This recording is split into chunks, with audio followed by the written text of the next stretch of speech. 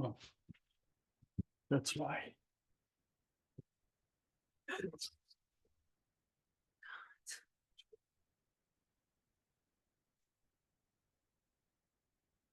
I hope you want me to bring that to you.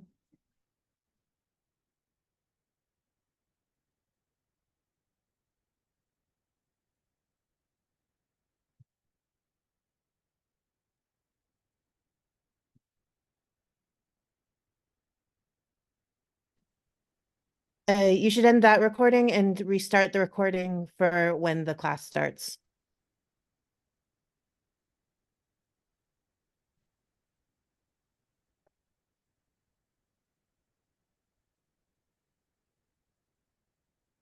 Can you hear me?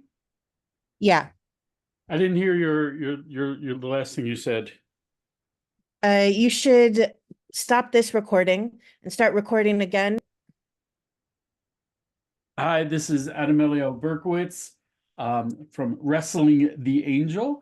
Today, decided to talk about Kohanim because this week's Parsha talks about Kohanim. And to be really honest, I think Kohanim is very misunderstood, and it's a concept that we don't really have in the world today because it's really very much a caste system where a person is from birth different than other people. And I wanted to talk about that. But first, Suzanne has a few practical messages to give over. So Suzanne, give it over. Hello.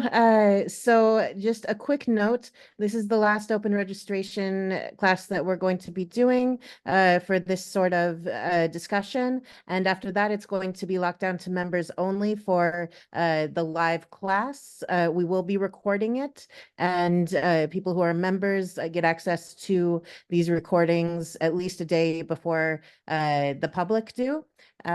So there are a few options for membership at 3 different levels, 3, 10, and 25 a month. US dollar. So as said, everyone would get recordings early, and depending on your level, you might get to join the live classes, submit questions for those classes. You'll receive one ebook per quarter for some subjects for the memberships. classes. Absolutely.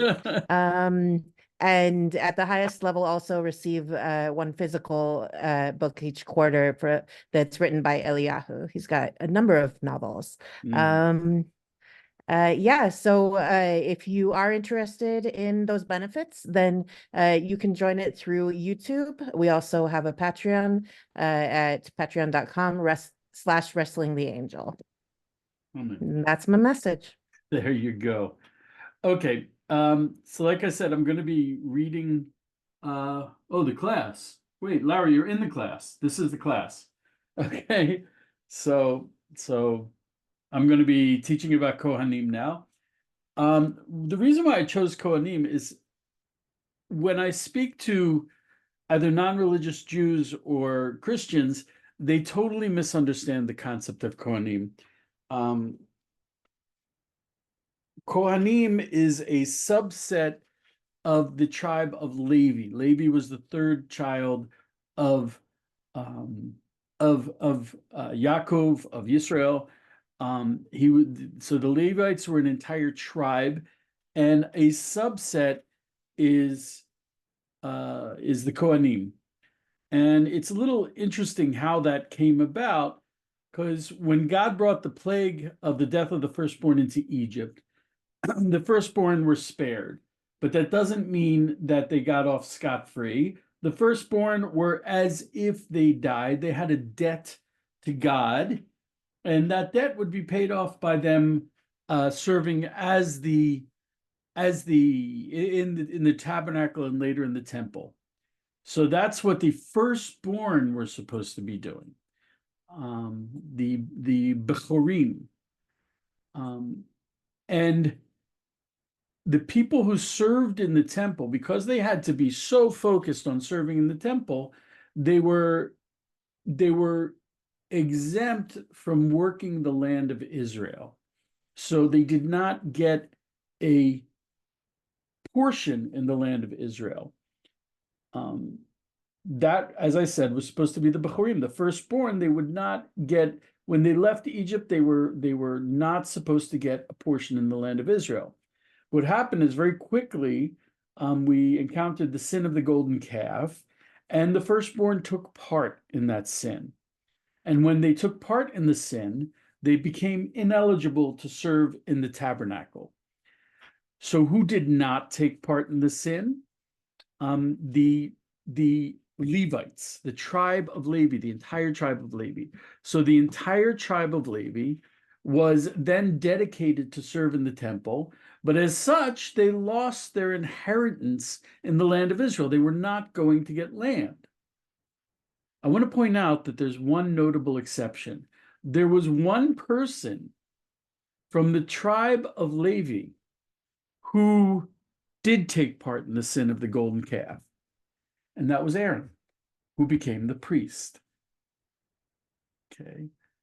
And his line became the Kohanim for eternity. So I once had a student who was very new, and she asked me, so, I said, oh, Levites didn't take part in the sin of the golden calf, so they went to serve in the tabernacle. She said, well, Aaron did. And that kind of threw me. And I realized, why was Aaron different than the other Levites? Because what does the priest do? There's an amazing thing that when you bring a sin offering, usually if you sin, you want to run away and hide from God. But that's not the approach of Judaism. When you sin, you want to do tshuva, you want to return to God. And the person who facilitates that is a descendant of Aaron. He has to, as it were, go down into the sin with you. He's not separate. It's interesting that whenever Hashem spoke to Moshe, he said, go tell the people of Israel this. But whenever Hashem spoke to Aaron, he was already among the people. Aaron was a people person, which is why Aaron became the priest and not Moshe. Moshe may have been closer to God, but in order to be a priest, you had to be closer to the people. And that was Aaron and not Moshe. Now, as I said, the Levites, in particular the Kohanim, when they left Egypt, they were supposed to get land, but they didn't. And the firstborn who were not supposed to get land and were supposed to serve in the temple, they did get land. So there's a very interesting mitzvah called Pidyon Haben, redeeming the firstborn. Okay, in which the firstborn, if it is the firstborn son, the parents bring 5 silver coins, or their equivalent, to a Kohen. Why? Because the firstborn son will be receiving land in Israel, unless he's from the tribe of Levi. So any firstborn from the tribe of Levi does not do redeeming of the firstborn. And a Kohen does not do redeeming of the firstborn. And this is done on the firstborn, if the firstborn is a male child, on the 31st day of the baby's life. You bring 5 silver coins to the Kohen. And since the Kohanim did not get land, what do they live from? What do they eat? So in the Torah, they were given 24 gifts. Things that people brought to the temple, challah, the first shearing of the flocks, a lot of the sacrifices, that were brought to the temple. So the Kohanim received these. Now it's interesting to note, when we talk about Kohanim, a Kohen is a Jewish priest. That's the meaning of the word Kohen. He's a direct patrilineal descent of Aaron HaKohen. What does that mean? That means it's passed from father to son. Well, the women did not serve in the temple. So there's no such thing as a woman Kohen. But what happens when the Kohen gets married? His wife takes on his identity as a Kohen, and she can now eat from the hekdesh, eat from the sanctified gifts that are given only to the Kohanim. She can now take part in that. So, as I said, a Kohen is a male direct patrilineal descent of Aaron a Kohen. It's passed down from father to son. And there's one exception. There are relationships that are restricted to a Kohen. I'll go into this in a little more depth later, but a Kohen cannot marry a convert. He cannot marry a divorced woman. And if he does, his children, his son is referred to as a halal, which literally means empty, and he's not a Kohen. He's not considered a Kohen, will not serve in the temple, and cannot eat any of the gifts that are brought to the Kohanim. So it's a direct patrilineal descent, father to son, and those are who the Kohanim are. Now, the thing that amazes me is a lot of non-Jews and non-religious Jews, they kind of suspect this. They don't understand how strict the Jews are about preserving the line of Kohanim. I know I could tell you exactly who in my community is a Kohen. And I know their sons, so I know who the next generation of Kohanim are. And even in the case of a Baal Tshuva, a person who is returning, you will see on the gravestones of the men who are Kohanim, they will have a engraved an image of hands like this, and it'll usually say HaKohen. And that is how you know that even if your father never told you that you were a Kohen, if you go to the cemetery, I know someone went to the cemetery and he saw the gravestone of his grandfather, and he realized that he was a Levi because it said on the gravestone, Ha-Levi. So his father had walked away from that, and his father never told him, but he knew that. There's a lovely story of one of the first rabbis to go into the Soviet Union when they opened the doors was Rav Steinsaltz. And Rav Steinsaltz was giving he was one of the first rabbis there. He was talking to a man, and the man walked up to him, and the man said, "What's this?" And Rav Steinsaltz asked him, "Why do you ask?" And he said, "When I was 12 years old, my grandfather took me out into the barn and locked the door and said, 'Remember this.' I think it's something Jewish, but I have no idea what it is." And of course, that is the way that Kohanim raise their hands when they're blessing Israel with the Kohanic blessing. So Rav Steinsaltz looked at this man, he said, "You're a Kohen." And he ruled that this man was a Kohen. It's passed down, and it's a very strong tradition. So, and just to, I found out that 4% of the Jews identify as Levites, and 4% identify as priests. There are not too many of them.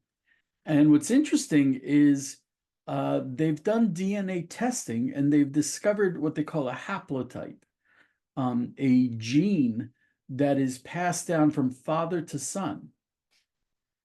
And it's very prevalent amongst men who identify as Kohanim.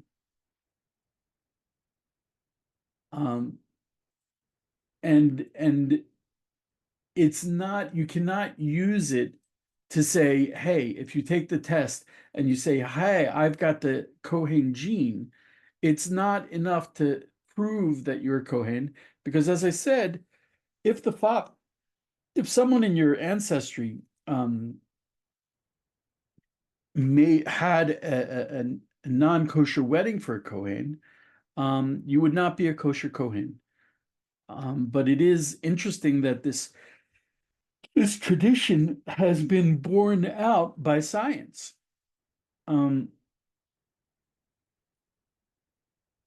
And also, okay, so we'll leave that. That there's a lot to be said about the DNA. Okay, and as a result, we have what's called if someone is known in his community as a Kohen, he's considered what we call a Kohen muchzak, which means he's got the status of a Kohen. And he is considered as if he is a Kohen dating back to Aharon. He's a total, and when the Beit HaMikdash comes back, these will be the Kohanim that serve in the temple.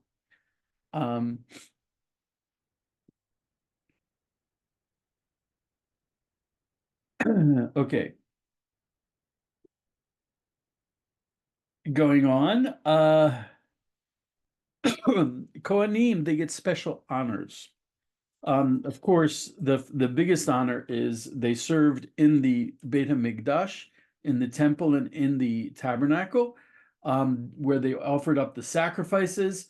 The Leviim actually did not serve inside the temple. They were the musicians in the temple, and they also carried the tabernacle when it traveled around the desert. But they were the musicians. They did all of the service that was not bringing sacrifices. In biblical times, and there were 24, as we said, there are 24 gifts to the Kohanim. 24 is a big number for Kohanim. There were 24 groups of Kohanim separated by families, and they would each get a week to come in to serve at the temple. And the crossover came on Shabbat, when the outgoing Kohanim would be there and the incoming Kohanim from the two separate groups. And they would sit down and they would eat a meal on Shabbat afternoon together in the temple. They would eat the showbreads and together. So there were 24 groups. They would all have a week that they came and did all of the service as a group. And they also, all of the Kohanim came for the holidays. But in addition to serving in the temple, the Kohanim were also Torah teachers. They went around and taught, and they also had cities that were just Kohanim, where people would come to learn. And these cities were also cities of refuge, which is a whole other thing. Okay, they were very special cities.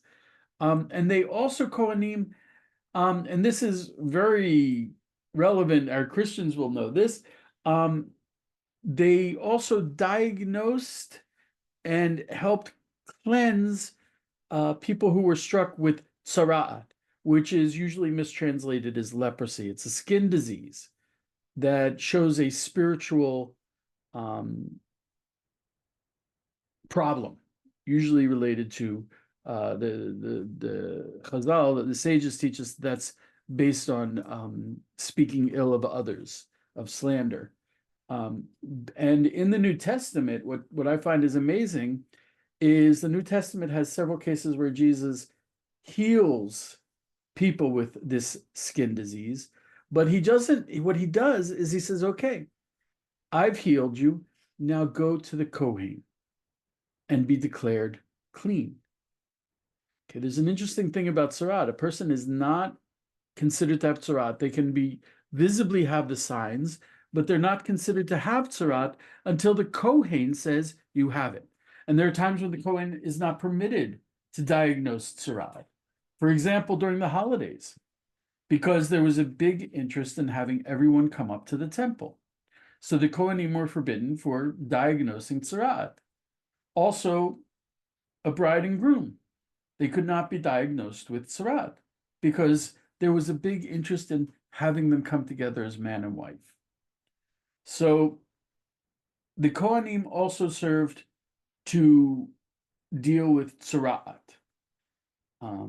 Also, this is something that we have to be careful of today. The Kohanim, they receive honors today. For example, they're given the first aliyah when we read the Torah in the synagogue. The first aliyah goes to a Kohen. The second aliyah goes to a Levi, and only after that can you call up non-Kohanim or non-Levi'im. And also when we do the morning services, the morning tefillot in Israel, but not outside of Israel, the Kohanim give the priestly blessing, and it's really very beautiful. What's interesting is what a lot of people don't get to see because we're inside the synagogue is just before the priestly blessing, the Kohanim go out. There's a hand washing station, and the Leviim, the Levites, wash the hands of the Kohanim before they give the priestly blessing, which is very beautiful. It's certainly a strongly reminiscent of the temple service. We also said the Kohanim, they do the Pidyon Haben ceremony, the redeeming of the firstborn ceremony. There's also a Pidyon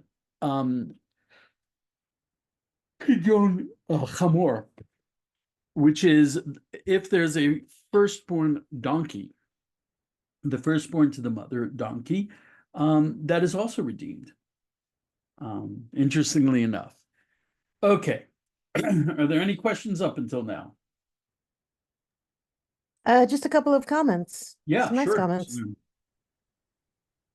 from Lara. Oh, okay. Yeah, she knew about the DNA gene, and also she watched the priestly blessing online. It's a really cool thing to see. Right. What's amazing is the priestly blessing. Let me see. Yeah. Right. Laura, you're absolutely right. When people start questioning the lineage of the Jews, which is actually something that's happening a lot today, it's probably the most horrific form of replacement theology where people are saying, "Oh, you're not the real Jews," and we are. We've spent 2,000 years being faithful. And there are a lot of people saying, "Oh, you're not the real Jews." We are.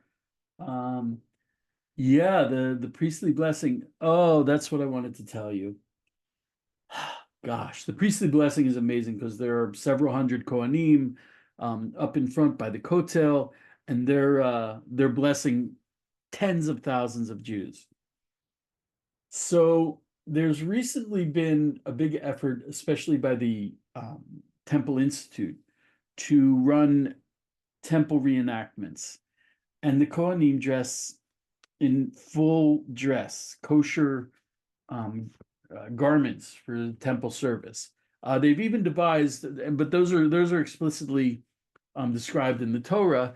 The Levites do not specifically have garments, though they've recently designed garments for the Levites. So the Levites have musical events where, oh my gosh, pardon me, they'll wear these garments and practice. And that's also, there's videos on YouTube of Levites singing. They've even had up to, I think, 600 Levites singing at the same time. It's really, really spectacular. And when you see the temple reenactments, it gives you a very different idea of what was going on in the temple. I remember a bunch of years ago, 6, 7 years ago, they had what they called a creation concert, which is at the south wall of the Kotel. They had a symphony orchestra playing music that was written for this, and it was a very holy event. It was held on the anniversary of the creation of the world, which is the week before Rosh Hashanah. And as part of it, it was being held at the southern wall of the Temple Mount, which is known as Jefferson. It's an archaeological park. And the wall of the Kotel goes around two sides of it.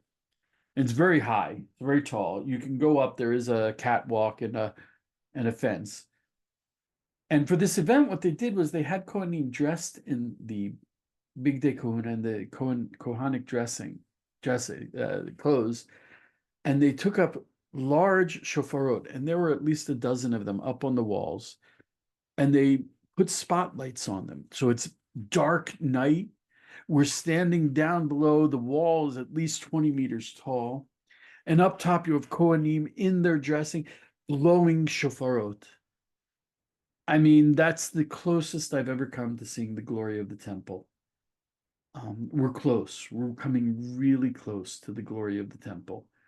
And the fact that we have the Kohanim waiting to, yeah, wow, big wow. We have Kohanim and Leviim who we know who they are, and they're waiting to take their place in the temple. That just shows how close we are. I'm sure everyone's aware of the red heifer and the brouhaha that was like, oh, they're gonna do the red heifer. And one of the obstacles was to find a Kohen who had never been in a hospital, never been in a cemetery. So they were looking for a young man, 15 years old, because he's got to be strong enough. Do any play the? Yes, they do play the. Not only do they play the kinars, but there's a family, the Hararis, Americans, who make the kinar for you can actually even buy them, but they have made several of the kinars. Yeah, okay. So the Hararis, they have the kinars for the temple. We're really that close. And when they were looking for a Kohen to perform the ceremony of the red heifer, they found one really fast, actually, because we know who the Kohanim are. That was the easy part. So yeah, that's why we're holding. Okay, great. Let me see where I am. Okay, yeah.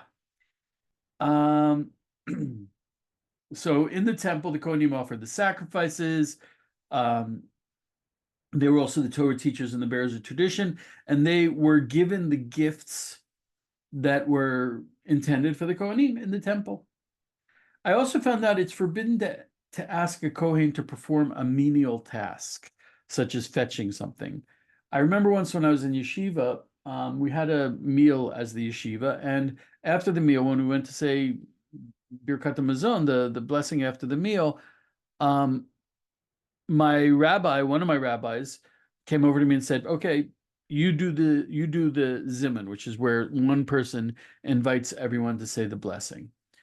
And I did. And afterwards, my other rabbi, who was a Kohen, walked up to me and said, you should not do that if there's a Kohen. The honor of doing that should go to the Kohen. So there are a lot of honors. The Kohanim are very special and distinctive, and we're supposed to protect that distinction. Okay, restrictions. If you read Leviticus 21:7, a Kohen is restricted from, it says specifically, a prostitute, what's said in Hebrew, a zonah, or a divorced woman.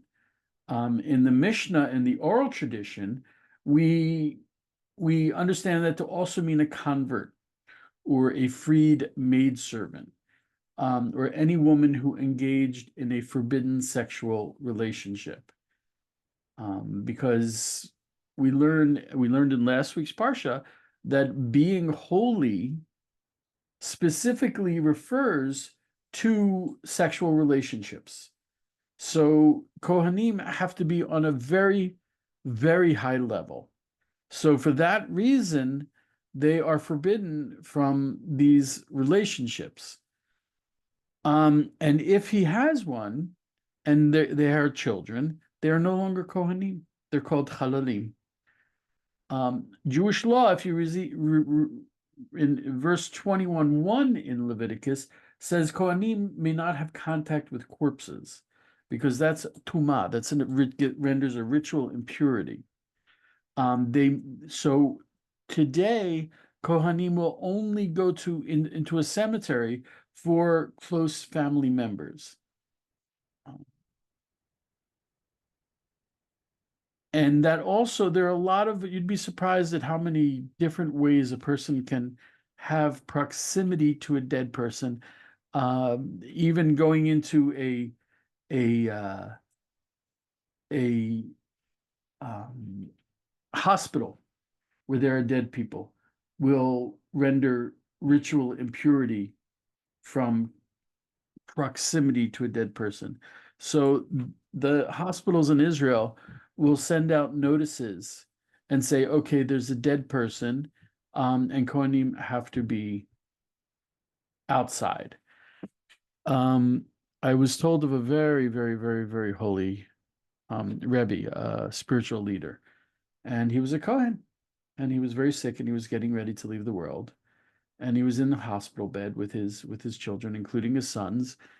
And at one point, he turned to his sons and he said, "Okay, now it's time for you to leave," because he realized that he was leaving the world.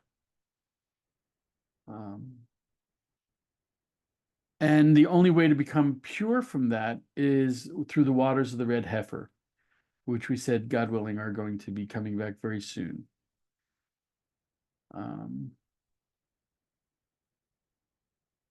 Okay. There's one very interesting thing.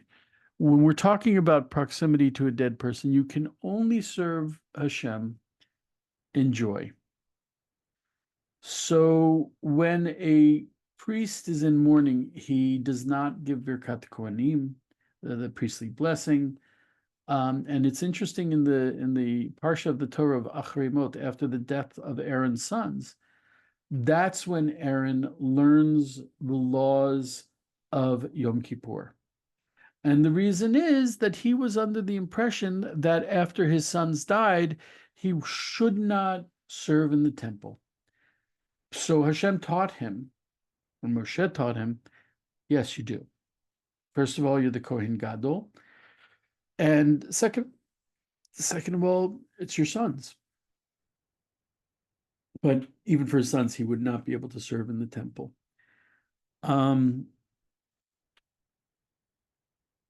The Kohen,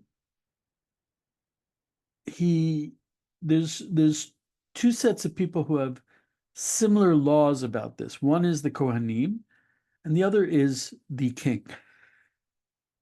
The king cannot mourn like all of the other people. He has also specific laws. And the reason is they both act, Kohanim and the kings, they don't have honor unto themselves. They act as conduits between God and the Jews. And as a result, they can't just say, well, I'll do what I want to do. They are not free to do that. So they cannot, when you're in mourning, you can't shave or cut your hair or trim your fingernails. And people who mourn, they look a mess. I mean, that's one of the reasons why my beard is very unkempt right now, is we are now in the period of the Omer, which is a period of semi-mourning. So my beard is very unkempt. I haven't been able to trim my beard in several weeks. But Kohanim, they cannot give up their honor and be disreputable, because their honor is the honor of God. The same thing for the king. They represent the whole nation. So what I wanted to, actually, I guess this class is going to be a little bit short. What I wanted to cut off with is we spoke about the past, we spoke about the present, and now the future. So of course, the Kohanim, when the temple comes back, the third temple, the Kohanim will be serving in the temple, not anyone else, the Kohanim. But there's also a verse in the Torah, if I can find it, in Exodus 19, verse 6. God tells the people of Israel, "Ve'atem tiyu li mamlechet kohanim ve'goy kadosh. Elo advarim asher tidaber al bnei Israel." God tells Moses to tell the Jews, "But you shall be to me a kingdom of priests and a holy nation." Now, what you should remember is the word holy in Hebrew, kodesh, does not mean, what is holy? It means separate. It does not mean important, separate. And the Kohanim, what would they be if they didn't have Israel, if they didn't have the people? they wouldn't be serving in the temple at all. They were the right people. They had the right traits to serve in the temple. And what's interesting is when you look at this, what does it mean to be a kingdom of priests? The Perushim say, I'm reading actually Sforno, ובזה תהיו סגולה מכולם, כי תהיו ממלכת כהנים להביא ולהורות לכל המין האנוש לקרוא כולם בשם השם ולעבוד שכם אחד. ושיהיה עניין ישראל לעתיד לבוא. So Sforno says, when Hashem tells Am Yisrael that they shall be a kingdom of priests, and in this you shall have a segula. Segula means a specialness, but it also means a special ability. The Hebrew word misugal means capable. So the Jews were given a special ability. We have a special inherent ability that is unlike any other nation. That we shall be a kingdom of priests to understand and to teach. And he says something that blows me away. Lechol hamin ha'enoshi, to all of mankind. The Jews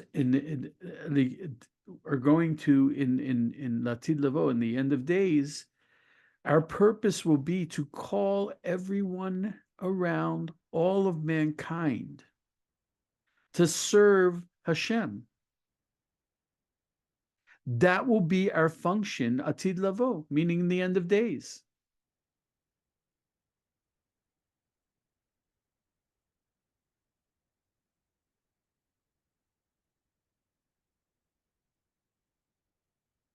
So I think in a certain way, we've already started fulfilling this.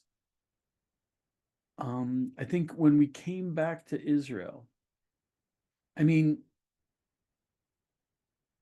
Havdil, I'm not such an amazing guy, but I think that's kind of what I'm doing right now, is I am trying to spread the light.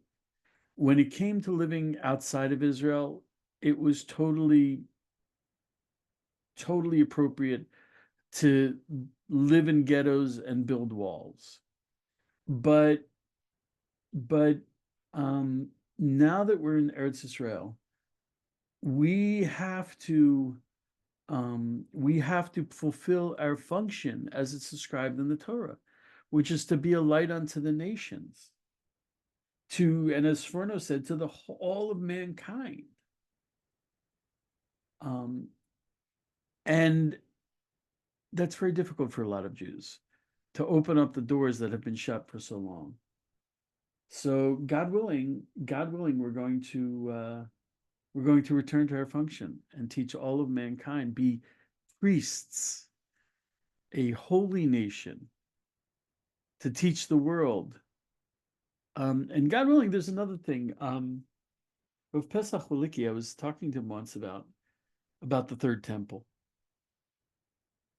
And he said to me, you think, when you envision the third temple, you think that you're going to be sitting there one day in the Golan, and you want to go take a sacrifice, a korban, a little sheepy to the temple. So you'll take a bus to Jerusalem, you'll buy a little sheepy, you'll go up to to Jerusalem, you'll go up to the Temple Mount, you'll buy a sheepy there, and you'll take it up to the Temple Mount, take it to the Kohen, and he'll do the sacrifice. Like, that's not what's going to happen. What's going to happen is you're going to do that. You're going to go take a bus to Jerusalem, go buy a sheepy, and as you're walking towards the Temple Mount, you'll hear someone, "Oh, Elio, my dear friend Elio." I'll turn around, it'll be my dear friend who's not a Jew. And he'll say, "Look, what are you doing?" I'm like, "I'm going up to the temple to take my sacrifice." He's like, oh, I need you to do me a favor. because around the temple was a soreg. It was a fence, and non-Jews could go up to a certain point, but only Jews could enter, and then Jews could go up to where they could go. And past that, it was only Levim and Kohanim. And in the Holy of Holies, it was only the Kohen Gadol, the high priest, on Yom Kippur. But I'll go up, and my friend will stop me. I'll be like, Eliyahu, do me a favor. I just had a son. Wow, Mazal Tov, I'm so happy. And I want to bring a Thanksgiving offering.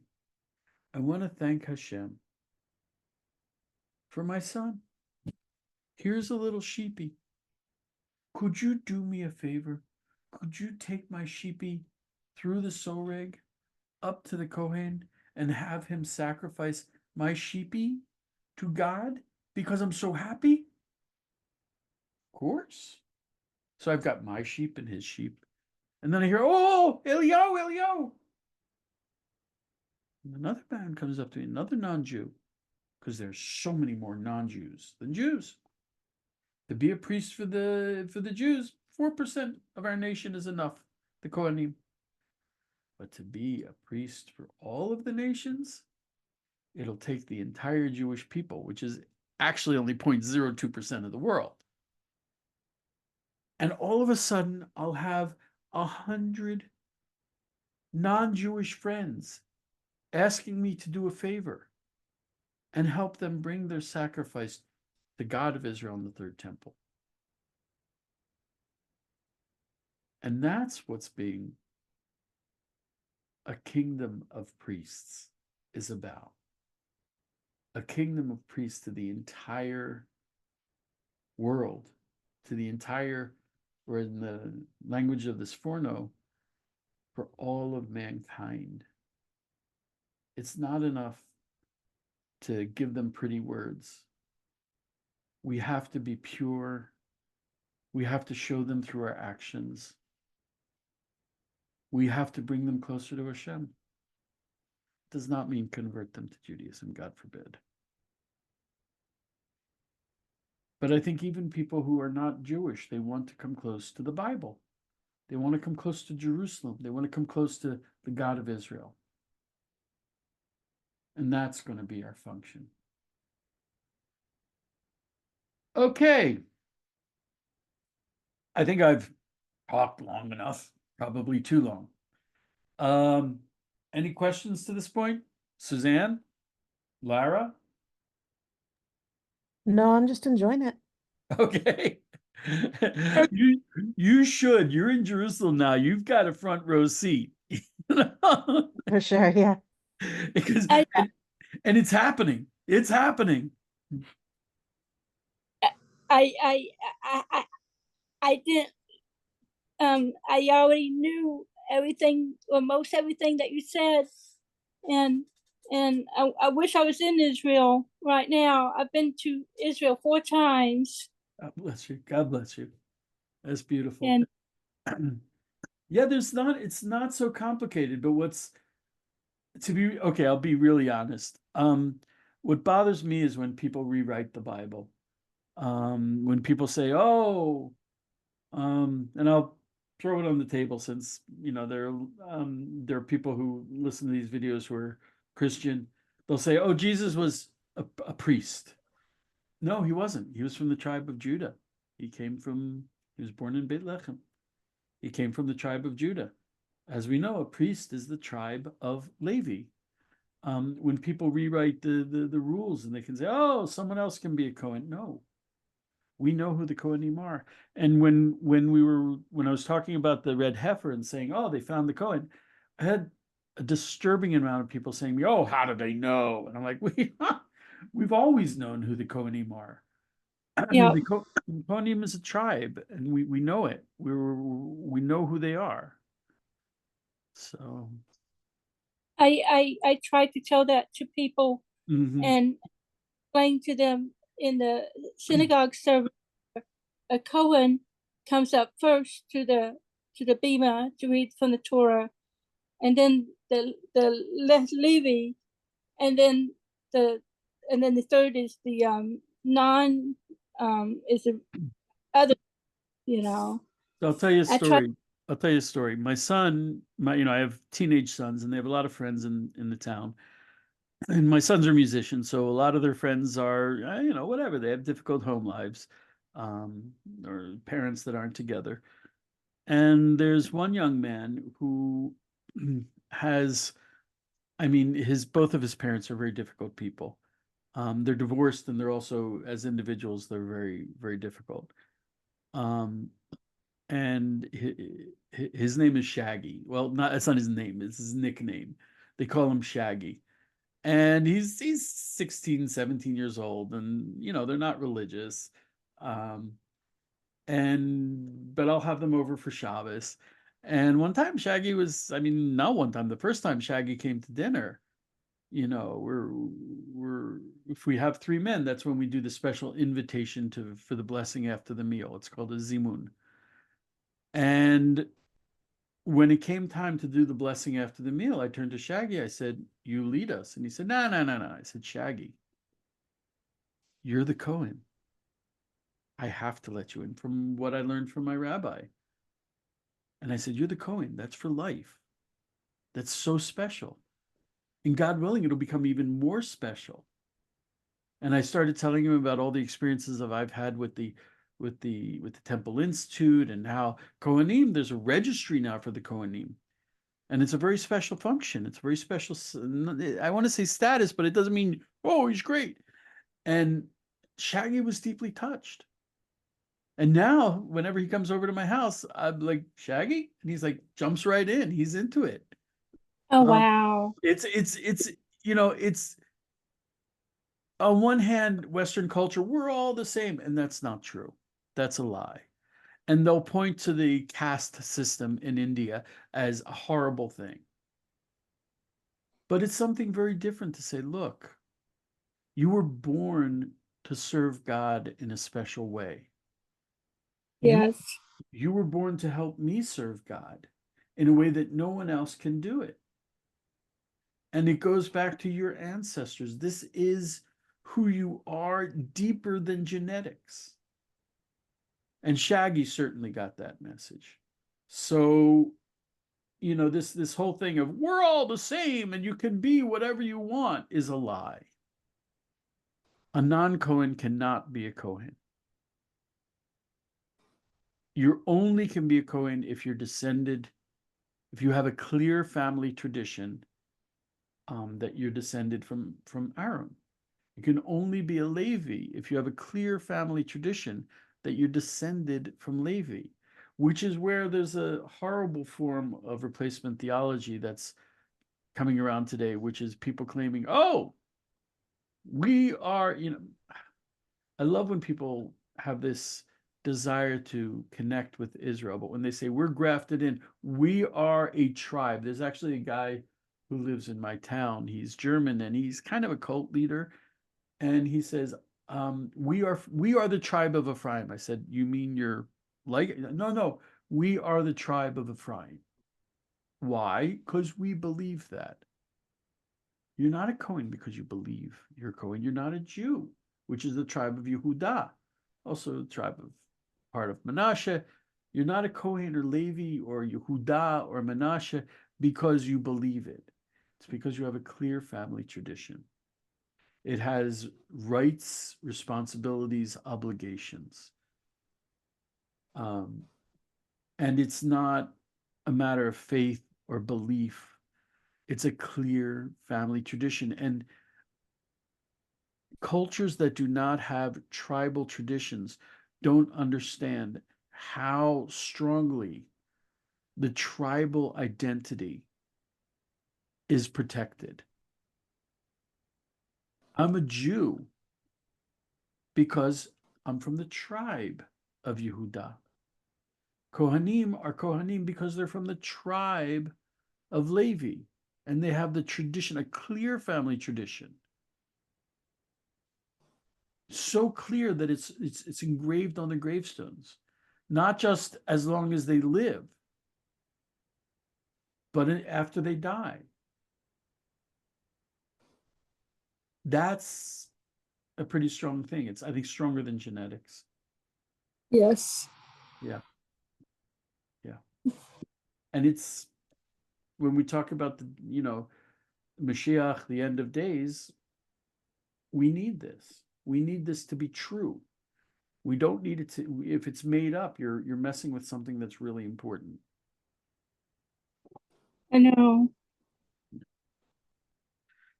So anyway, and we're close. We're really close. We're really, really, really close. Yep, I do. And I'm excited. I'm looking forward to it too. Thank God. Thank God. Okay. I think we'll end it there. Thank you so much, Lara, for joining us. Thank you so much, Suzanne, for joining me. And God willing, next week. Okay. Be blessed, y'all. Take care.